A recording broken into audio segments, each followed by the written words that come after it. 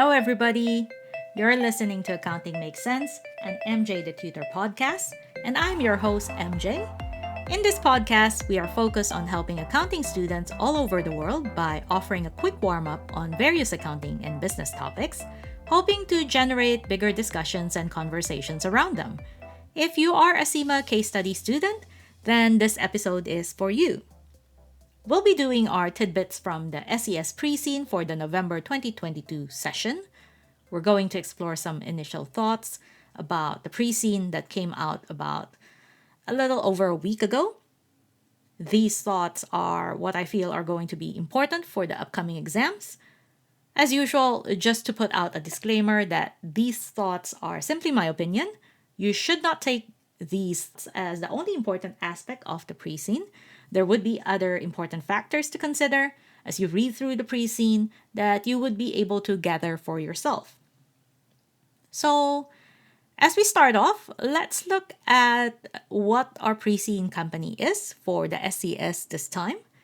Our pre-scene company is an entity called Hot Air, which is a company that manufactures gas boilers and air source heat pumps. The company is listed and is based in the fictitious country called Norland. So now that that is taken care of, let's try and start with the tidbits. The first tidbit to share is that there are a couple of mentions on ESG focus.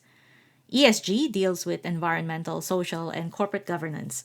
I believe the industry is traditionally harmful to the environment. When boilers are used, they do cause carbon emissions. In real life, there is a big focus amongst companies to look at their ESG initiatives to reduce or eliminate their harmful impact to the environment. Our pre-scene is in such an industry. The pre-scene material actually paints a detailed picture about this, with the government offering incentives to encourage the manufacture of green alternatives to traditionally harmful products. There is also a focus by the government to get to a zero net carbon emission status in the future by 2040.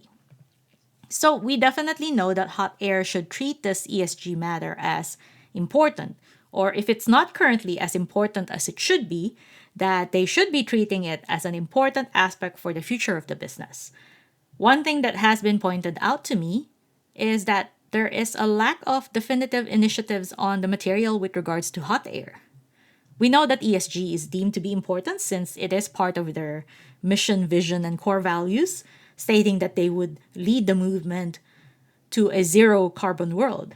But there is nothing specific that has been laid out to say how they are already doing it. What programs do they have that helps them to get to this zero carbon world? Of course, this does not mean that there is none in existence. At the exam, this might be raised as a trigger event in a question, for example, to see whether a particular initiative is ideal to be pursued or not. Is it effective in what Hot Air intends to achieve? And that kind of thing. The next tidbit to share is product differentiation, or maybe the lack thereof. Now, I'm not saying that the products are all the same. We know from the pre-scene material that Hot Air products are considered to be high quality, safe, reliable, and efficient, and those are their selling points. The differentiation problem comes in from the other side when people are choosing whether to put in boilers or heat pumps, that they are not really concerned whether it's a Hot Air product or not. These consumers might not even know what brand of boiler or heat pump they have that they are putting into their houses. So that is kind of worrying. Because we have a company doing its best to be the best, but maybe these efforts are not appreciated enough by the end consumers to make the differentiation to choose the product over others. Additionally, Hot Air products will not likely be the choice if the customer is price conscious, since there are other cheaper alternatives and substitutes in the market. The good thing, though, is that most people rely on specialists like contractors or builders, and these specialists would likely choose Hot Air products over others if price is not an issue. Currently as well, our main customers are the energy providers, the builders, etc. So maybe at this point, it's not a big issue as such.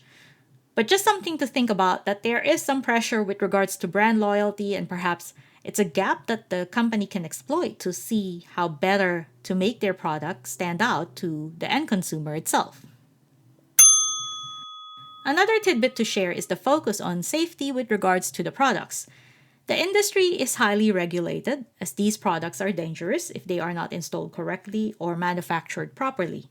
So when we talk about health and safety, it doesn't only mean for the employees who handle the production of the product. These products are combustible, so it could harm the public if not handled properly. Because of the dangerous aspect of the products, when they are installed, they are only installed by qualified plumbers. At the exams, there could be a question about a possible issue with some products or design of the products that have to be addressed. Please do remember that if there are, that safety should be at the top of your mind when answering questions like that. You must put the safety of the consumers and ensure that this is taken care of first and foremost. The last tidbit to share is perhaps a bit of a nitpicky one. I just noticed that the IT department falls under the CFO. Now, this in most companies is normal, I'd say.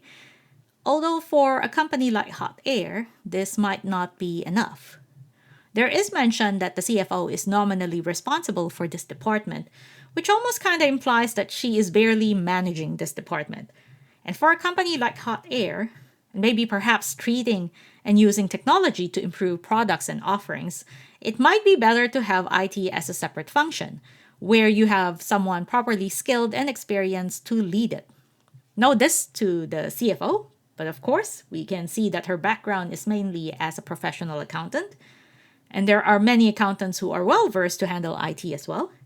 It's just that if IT is going to be this important part of gaining competitive advantage for the company, a dedicated person solely focusing on technology and innovation might be better.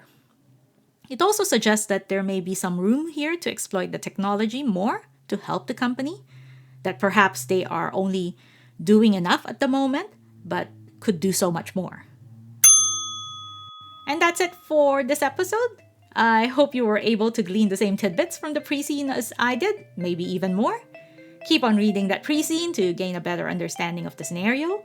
As always, I thank you for listening to Accounting Makes Sense. I'm your host, MJ the Tutor. If you're keen to connect to be updated with the arrival of the next episode of this podcast or find CIMA resources online, please head on over to my website, www.mjthetutor.com. You can also hit subscribe on whichever platform you are using to listen to this podcast. If you want to connect on social media, I'm on Facebook, Twitter, and Instagram under the name MJ the Tutor.